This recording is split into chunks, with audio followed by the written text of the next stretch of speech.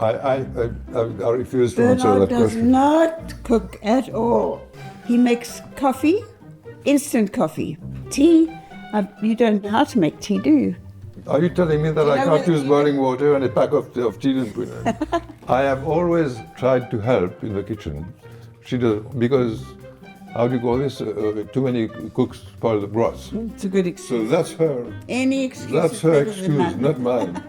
And I grew up in Johannesburg, and my mother, who passed away when I was 1.5 years, so I was in the hands of my grandmother, was looking after me, my father's mother.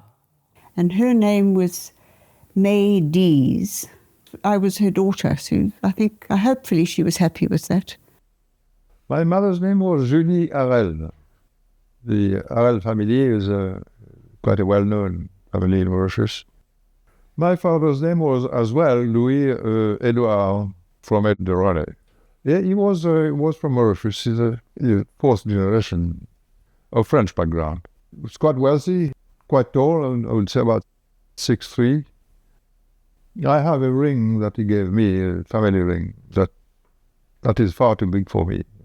So that gives you an idea. He has big hands and was a very elegant person, always very well dressed.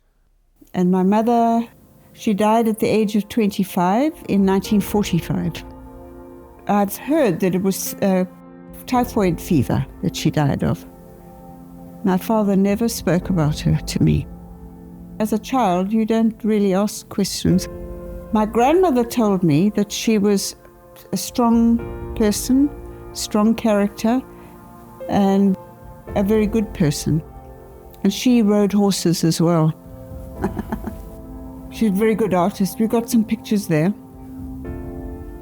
She painted when she was 15. I have 3. The paintings belong to somebody that I should have had in my life. That's the importance, I think. I suspect that I was about 7 to 8 years old. We went to the harbor in Port Louis. He left on a ship called Carabao, I remember the name well, and on his way to Morocco, as I understand. I remember the ship departing, and him dressed in white and waving a handkerchief or something at us. And then the ship went away, and that was it. We went back home. When my mother was trying to say, well, it's nothing serious, he's going to come back. And she always hoped, I think, that he would come back, but never said anything. I think she knew very well that was it. My grandmother, she was an older lady, so it must have been a challenge for her to take on a young little girl. So I called her Mommy until my father remarried, and then I wasn't allowed to. I had to call her Gran. When he left, something disappeared in my brain, and I did very badly at school. I had a sort of blockage in my brain, I think. My mother didn't know what to do. We couldn't talk to anybody, we couldn't refer to anybody. That's a part of my life which is quite sad, really. So I have learned quite a lot from it, and it taught me what people really were. My mother approaches sainthood. When my father left, she worked to keep us going. She went to church almost every day at 5:30 in the morning. So my mother made sure that we were well educated and we were looked after, and we didn't need anything from anybody. What she did for us is unbelievable to this day. When she died, I was about 18. She had cancer, of course, in the stomach. I remember going to my room and afterwards and asking, why did God do this to us? We know we carried on in life. I was brought up by my grandmother. My mother's mother, called Laurence Harel, called Meme, she was really our mother, frankly, after that. So she was the sweetest person and the kindest person as well. We both had difficult childhoods, and I think we sort of appreciate each other more than most people do. And we need each other more than most people would need a spouse. She had a troubled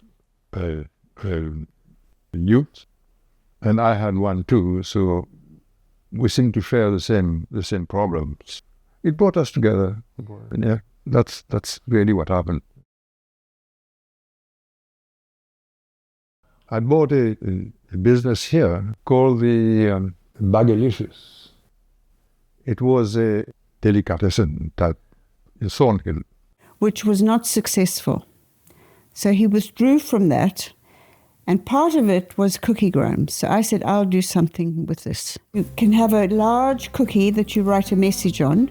We also had gourmet cookies that we used to present as flowers in a flower box or in a basket or a box. And the message was on a card. So I started doing cookie grams in the garage.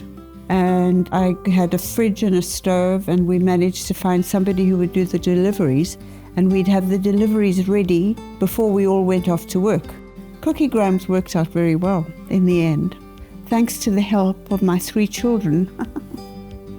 Every university holiday or wherever they were free, they'd come and help. I did the deliveries and things like this in the car. Natty at one time worked full-time for Cookie Grams, and she was great on the phone because at that time we just had the phone, no internet. And at Valentine's, when you have hundreds and hundreds and hundreds of orders, everybody got involved, even friends and their children. And we used to have, you'd go from a staff of 4 to a staff of 20. So when we were at Sandringham, it became quite big. And somebody called the health department, and they gave us a month, I think, to find somewhere else to set up business. So we found an industrial unit on Brisbane Avenue. That's when the business became huge, because we had to fill the space and pay the rent.